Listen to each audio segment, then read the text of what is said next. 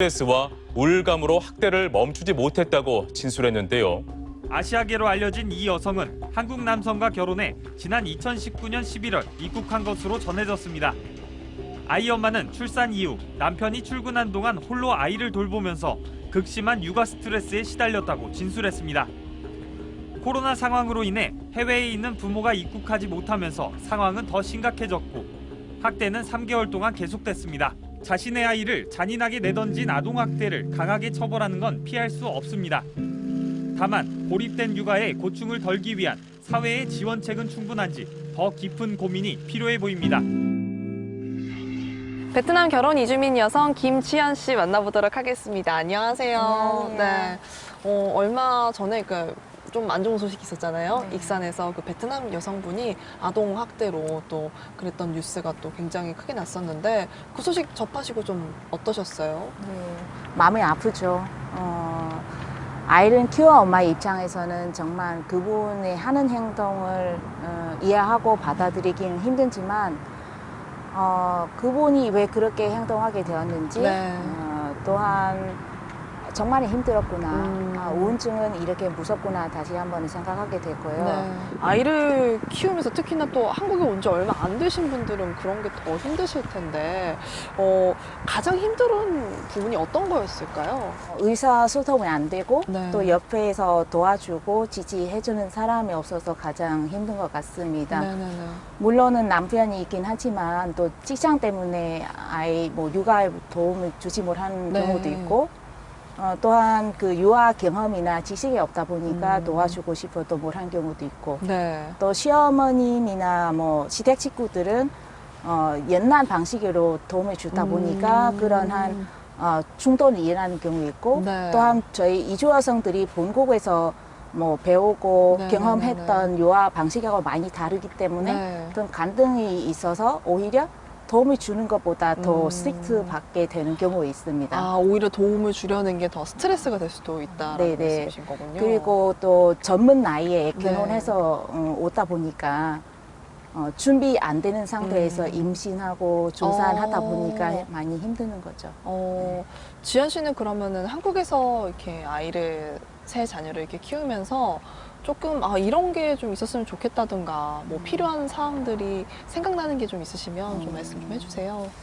저는 안 그래도 엄마가 건강하는 건 제일 중요하다고는 생각하거든요. 네네. 그래서 음식도 잘 먹어야 되지만 아이를 키우면서 내가 아이 키우는 거에 대해서 조금 정보 공유하거나 좀 내가 서로 이야기 나눌 수 있는 그런 좀 환경이 좀 되었으면 좋겠어요. 네.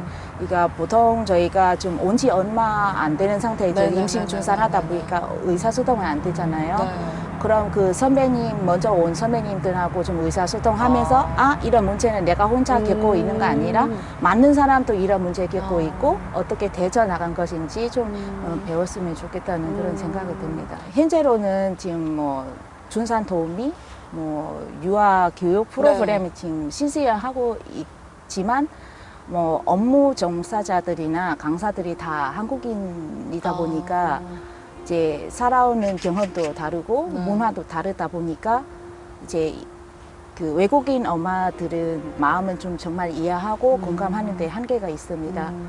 의사소통이 안 되다 보니까 엄마들이 어떤 어려움 겪고 있는지 제대로 파악이 안 되는 경우도 많습니다. 그래서 지금 온 지 얼마 안 되는 엄마들은 조금 심리 상담이나 임신, 출산, 교육은 모국어로 좀 받을 수 있도록 그런 외국인 전문 인력을 좀 양성해서 현장에 직접적으로 좀 도움을 줄 수 있으면 좋겠다는 생각이 듭니다.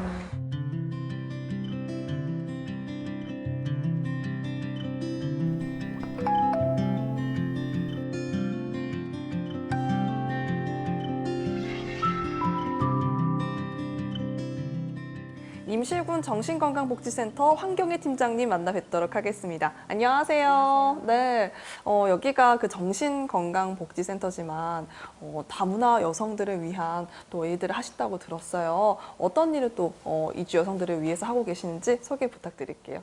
저희 결혼 이주 여성들을 위해서 그 가족들을 위해서 정신건강에 관련해서 많은 서비스를 하고 있습니다. 그래서 첫 번째는 정신질환에 대한 조기 발견을 하고 그 치료가 나오면 치료 연계도 해주고 그다음에 심리상담의 검사, 사례관리도 해주고 우울증에 관련되면 우울증 고위험군을 대상으로 심리정서 프로그램 그런 프로그램을 위한 통합적인 맞춤형 서비스를 해주고 있습니다. 이번에 그 익산에서 발생한 소식 조금 안타까웠는데 그 부분에서 좀 어떻게 생각하시는지도 좀 궁금합니다. 그래서 주변에 조금만 소통이 되거나 도움을 받을 수 있는 지지 체제가 있었다면 네. 그런 비극적인 일을 막을 수도 있지 않았을까 이런 생각이 들었습니다. 그래서 지역 내 체계적인 관리 시스템이 좀 아쉽다는 생각 그런 생각을 많이 했습니다. 저희 임실군 정신건강센터에서는 네. 그런 사례를 예방하기 위해서 정신건강팀이 우울증 이제 관련해서 지금 코로나19라고 해서 지금 모든 사업이 못하고 있는데 네. 저희는 앉아있지 않고 이 상황을 어떻게 타개를 할까 그렇게 고민을 많이 했습니다. 네. 그래서 보건지소, 진료소 저희 산하기관이긴 하지만 네. 그런 곳을 일일이 방문해서 그 저희가 고위험군을 발견을 했습니다. 1000여 명을 조사를 해서 그분들을 다 일일이 이제 거기서 위험군을 추려내가지고 그분들을 대상으로 교육을 했습니다. 현재도 지금 진행 중에 있고요. 그리고 또 얼마 전에는 3월 달에 저희가 그 택시, 네. 3월 달에는 택시하고도 업무 협약을 했습니다. 오. 네. 택시 같은 경우에는 다문화 가정뿐만 아니라 네네. 이규 가정 그런 문제를 말하자면 가장 민첩하게 빨리 발견할 수 있는 2급 상황에서 빨리 발견할 수가 있거든요. 그래서 그분들을 그 생명 지킴이 그분들을 좀 교육을 해서 생명 지킴이로 양성하여 빨리 2급 상황에 빨리 대처할 수 있고 활동할 수 있게 그렇게 하기 위해서 그런 협약도 맺었습니다. 이 결과만을 보면 굉장히 비극적이고 안타까운 상황인 것 같은데 다른 분들에게도 또 이런 일들이 있을 수 있을 것 같은데 그에 대한 생각도 좀 얘기를 해주세요. 애국 여성이라서 이주 여성이라서 문제가 아니라 우리 20대 대학생 딸이나 그런 애들이 아이를 양육한다고 그런 경우에도 지금 문제가 그쵸. 발생할 수 있거든요. 그런데 그런 경우에 지금 아무 지지체를 못 받았기 때문에 이런 문제가 생기는 것 같습니다. 그래서 그분들이 이렇게 어려운 상황이 있었을 때 도움을 받을 수 있는 어떤 문제든 그런 상황이 있었을 때 도움을 받을 수 있는 그런 걸 좀 알았으면 이렇게 문제가 되지 않았을 것 같습니다. 저희 임실군 같은 경우는 이제 저희 상담센터 전화가 있습니다. 640-3122에서 27까지 그리고 전체 되는 24시간 콜센터 전화번호가 1393이 있고요. 그다음에 1577-0199 이 번호가 있습니다. 이게 어떤 문제이든지 간에 어려운 문제가 있으면 상담을 하면 그 지역에 있는 정신건강복지센터에서 개입을 합니다.